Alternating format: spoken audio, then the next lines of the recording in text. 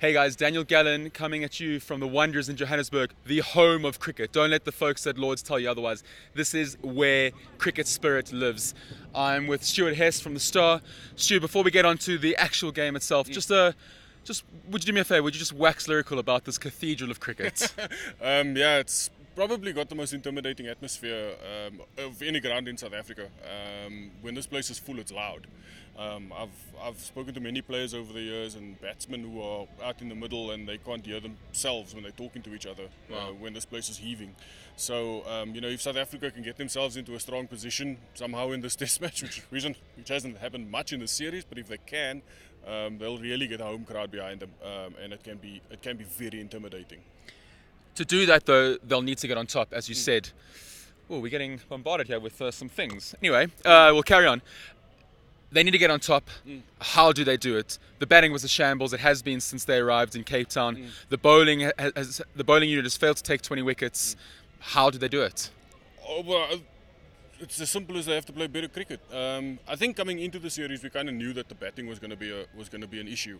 I didn't think it would be as bad as it got in PE. I mean, we just listened to Faf du Plessis talking about players being really confused, which is worrying. Because before the series started, there was so much positivity around the fact that they had Jacques Callis in who was talking to them, and there was all this clarity, and yet 3 matches into the series, suddenly guys don't know how to play spin. So that does worry me. The short turnaround doesn't really offer an opportunity, as du Plessis explained, to work on technique. So it's a mental game now for these players. They need to somehow get back to that base, remember what made them good players, and if they can do that, hopefully they can draw on what has made them good players and draw on that to put in performances here. Faf has confirmed that Temba Bavuma will play. I'm going to guess he's going to slot in at 4 because Faf will stay. I beg your pardon, at 5 because Faf will stay at 4. Rassie van der Dussen has been confirmed to going at 3. So that in place of Hamza, that in a way feels a little more solid. But do you think that they need to drop the spinner and shore up the bowling with some all-rounders? I mean, what's your take? Do they play then Quinton at 6, Proteas, Philander, Peklakwayo perhaps in that all-rounder slot and drop Kesh? What's your take? I wouldn't go Pretorius and Peklakwayo. I think you take one or the other. Okay. If in that instance, though, then I would play Maharaj. I think I always feel that there's place for a spinner. Even here at the Wanderers? Even here at the Wanderers. The pitch has changed a little bit over the years, and day 4 and 5, there's quite a lot of up and down, and then if it's dry, it will spin, it will assist spinners. And I like Maharaj, so I'm a little biased in that. Yeah, me too. I like him as well. Yeah, so I'd rather have Maharaj in the team. But South Africa have played without a spinner here a couple of the last test matches that they have played here. I need to go and look at it properly. I think it's 2 of the last 3. Yeah, so and they've been okay, and they've been successful except against India, I think it was, when they didn't. So I'd be reluctant to, but I would also understand. I mean, there's a bit of bad weather being forecast for the first couple of days.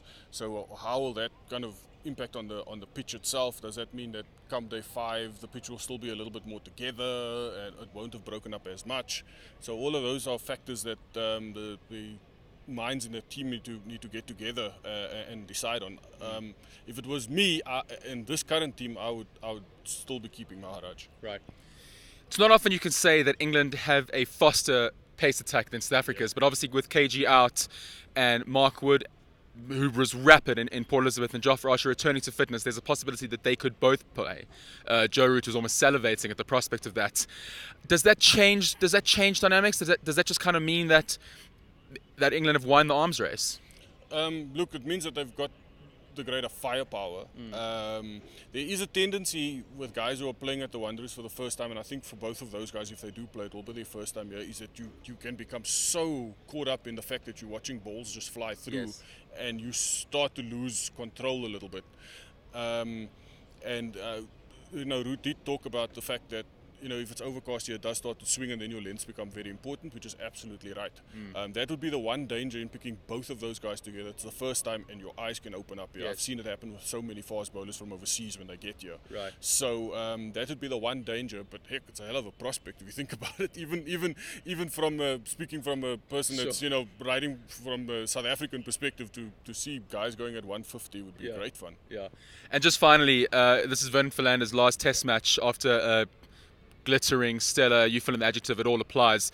Just a final word on Vern. I mean, it'll be great if we can, if it's sold out and he's given the send off. And last time he played against the top team here against Australia, he ran through them on the final day. Just a word on Vern from you. Outstanding player. I think. I hesitate to say that he's been underrated because I don't think so. I mean, the guy rose to be one of the. But I know what you mean. He bowlers is in- kind of underrated in a way, isn't he? Well, yeah, that's only because South Africa had Steyn followed by Rabada. Right. So, and those guys are bowling quick and, Steyn's guy swinging it all over the show. Rabada gets reverse swing bowling 150, so that looks exciting and it's all eyes on there. And here's Vernon and he's just, nipping it away at around 130. Yeah. I think he's been an outstanding bowler for South Africa. I think he's been an outstanding player. I mean, I look back at a couple of test matches in England in 2012 at Lords. I thought one of the best all-round displays by a South African in a test match ever. Even more recently in Centurion. Centurion, he was very good. I think back to 2017 at Trent Bridge, I believe. He had an outstanding test match there as well. He's added so much value to the South African team, and a guy that's taken over 200 wickets at 23, that's just an awesome record. Right. And he's going to leave a massive hole. It's one of those things with a player that when he's there, he's kind of like, oh no, we just expect him to do the job. When he's not there, suddenly we go, wow, how valuable has this guy been? Yeah. And I think that's going to be the case with Vernon. Well, just from a personal point of view, I hope that he has an absolutely cracking test match. Can't wait. It's a series finale. A win will draw the series. We'll catch you tomorrow.